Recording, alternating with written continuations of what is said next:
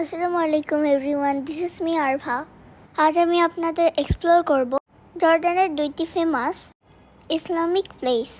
প্রথমে যে প্লেসটি দেখতে পাচ্ছি, এখানে একটি সাহাবী ট্রি রয়েছে, যেখানে মহানবী 12 বছর বয়সে সিরিয়া ভ্রমণের সময় আশ্রয় নিয়েছিলেন। গাছটি 1500 বছর পুরাতন এবং এখনও জীবন্ত আছে। এটি সাহাবী ট্রি নামে পরিচিত। নাও লাঞ্চ টাইম। এখানে রয়েছে জর্ডানের একটি ফেমাস ডিশ, আপসাইড ডাউনের মাকলুবা। এটিতে রয়েছে chicken, potato, brinjal and cauliflower. এটা ওইখানে মাকলুবা নামে পরিচিত, যার টেস্ট ছিল মোটামুটি। এখন চলে এলাম কেভ অফ দ্য 7 স্লিপার্স। পবিত্র আল কুরআনে 18 নম্বর সূরা আল কাহাবে বর্ণিত সেই 7জন সাহাবী এখন এখানে ঘুমিয়ে আছেন।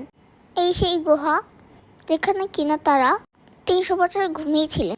এগুলো হচ্ছে ওনাদের ব্যবহৃত জিনিস এবং এই গুহাটিতে ওনাদের 7 জনকে কবর দেওয়া হয়েছিল। এখনও উকি দিলে এখানে ওনাদের হাড়গুলো দেখা যায়। এগুলো হচ্ছে জর্ডানের কিছু ট্রেডিশনাল জিনিস। আজকে এ পর্যন্তই। আমার নেক্সট ব্লগটি হবে জর্ডানের পেট্রা অ্যান্ড ওয়াদিরাম ক্যাম্প নিয়ে। আল্লাহ হাফেজ সবাইকে।